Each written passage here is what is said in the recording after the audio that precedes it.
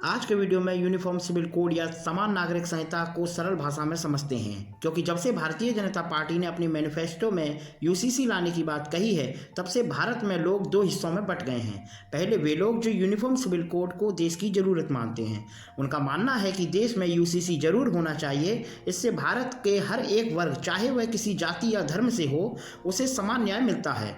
दूसरे वे लोग जो सोचते हैं कि यूनिफॉर्म सिविल कोड एक प्रकार से उन पर इम्पोज किया जाने वाला हिंदुओं का एक कानून है। अब प्रश्न ये उठता है कि आखिर यह यूनिफॉर्म सिविल कोड है क्या यह किसी धर्म की भावना या आस्था को ठेस पहुंचाने के लिए बनाया गया कानून है? आइए इसे समझते हैं। बेसिकली किसी देश को चलाने के लिए 3 प्रकार के कानून की आवश्यकता होती है: क्रिमिनल लॉ, कॉमर्शियल लॉ और सिविल लॉ। क्रिमिनल लॉ अपराधों और उनमें दी जाने वाली सजाओं से संबंधित होते हैं, तो वहीं कॉमर्शियल लॉ को व्यापार कानून भी कहा जाता है। ये कानून व्यापार में लगे व्यक्तियों पर लागू होते हैं। अब बात करते हैं सिविल लॉ की। सिविल लॉ के अंतर्गत शादी, तलाक और उत्तराधिकार के मामले आते हैं। आज़ादी से पहले अंग्रेजों ने क्रिमिनल लॉ और कॉमर्शियल लॉ के लिए कानून बनाए थे और ये कानून सभी पर समान रूप से लागू भी किए थे, लेकिन उस समय भी सिविल लॉ पर किसी ने कोई ध्यान नहीं दिया था। अंग्रेजों के शासनकाल से भारत के आज़ाद होने तक कुछ अलग अलग धर्म के अनुसार कानून बनने लगे थे, जैसे Hindu widow remarriage act 1856, Hindu women right to property act 1937। सेम इसी प्रकार मुस्लिमों के भी लॉ बनने लगे थे, जैसे Muslim personal law act 1937, dissolution of Muslim marriage act 1939। यहाँ अब आपका सोचना होगा कि सब कुछ सही तो चल रहा है, इसमें प्रॉब्लम क्या है? हिंदू अपने कानून के अनुसार चल रहे हैं और वहीं मुस्लिम अपने कानून के अनुसार चल रहे हैं, तो इसमें प्रॉब्लम तो कोई थी ही नहीं। इसमें छुपी हुई समस्या को इस केस से समझते हैं। ये केस है Sarla Mudgal and others versus union of India 1995। इस केस के अनुसार एक व्यक्ति जिसका नाम था जितेंद्र और इनकी शादी मीना नामक महिला से होती है और ये दोनों साथ में 10 साल तक रहते हैं और इन 10 सालों के बीच में इनके 3 बच्चे भी होते हैं। लेकिन 10 सालों के बाद जितेंद्र को दूसरी महिला सुनीता से प्यार हो जाता है और यहाँ पर ये दोनों एक दूसरे से शादी नहीं कर सकते थे, क्योंकि हिंदू धर्म दूसरी पत्नी की इजाज़त नहीं देता है। यहीं जितेंद्र और सुनीता अपना धर्म परिवर्तन कर लेते हैं और इस्लाम धर्म को अपनाकर शादी कर लेते हैं। उसके बाद इन्हें नई शादी से एक बच्चा भी होता है। उसके बाद जितेंद्र अपनी बीवी को फिर से तलाक देते हैं और दोबारा से धर्म परिवर्तन करके अपनी पहली बीवी के पास रहने लगते हैं। ऐसे केस भविष्य में और देखने को ना मिले, इसलिए यूनिफॉर्म सिविल कोड लाया जा रहा है, जिसे वन नेशन वन लॉ भी कहा जाता है। यहाँ पर हमने समझा कि यूनिफॉर्म सिविल कोड क्या है। अब समझते हैं कि जब यूसीसी इतना ही जरूरी था तो अभी तक इम्प्लीमेंट क्यों नहीं हुआ? क्यों यूसीसी आज़ादी से लेके अभी तक हमेशा से ही कंट्रोवर्शियल रहा है?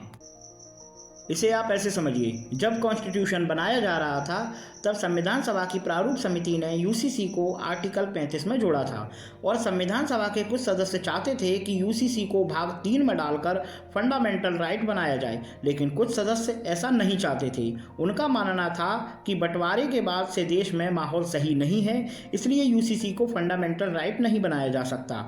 इससे देश में रह रहे लोगों को लगेगा कि सरकार उनके धर्म के बीच में हस्तक्षेप कर रही है। इसलिए उस समय 5:4 की वोटिंग से यूसीसी को फंडामेंटल राइट से हटाकर डीपीएसपी यानी नीति निर्देशक तत्व में डाल दिया गया और यूसीसी को आर्टिकल 44 में कवर किया गया और भविष्य में आने वाली सरकारों को इसे लागू करने के लिए छोड़ दिया गया। अब समझते हैं कि यूसीसी अगर लागू होता है तो इससे फ़ायदा क्या होगा।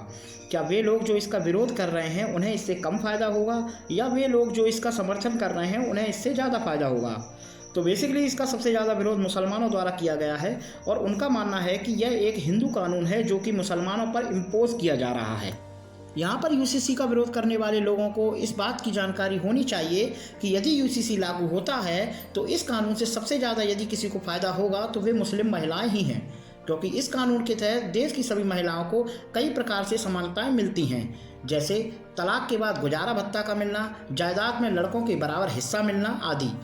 अब इसमें गौर करने वाली बात यह भी है कि ये सारे राइट हिंदू महिलाओं को पहले से ही दिए गए हैं, तो ये कानून उन महिलाओं के लिए होगा जो कि इन अधिकारों से वंचित हैं। सन 1978 के शाहबानो केस में भी यही देखने को मिलता है, जब शाहबानो के पति द्वारा उन्हें तलाक दे दिया जाता है। शाहबानों को गुजारा भत्ता न मिलने के कारण शाहबानों कोर्ट की तरफ रुख करती हैं, जहां पर अहमद खान द्वारा यह दलील दी जाती है कि वे एक मुस्लिम परिवार से हैं और मुस्लिम लॉ के हिसाब से ऐसी कोई बाउंडेशन नहीं है कि तलाक देने के बाद पति पत्नी को गुजारा भत्ता दे। लेकिन कोर्ट ने दोनों पक्षों की दलील सुनने के बाद फैसला शाहबानों के पक्ष में सुनाया। लेकिन राजीव गांधी सरकार ने 1986 में तलाक में संरक्षण का अधिकार कानून को पारित करके कोर्ट के सुनाए गए फैसले को बदल दिया।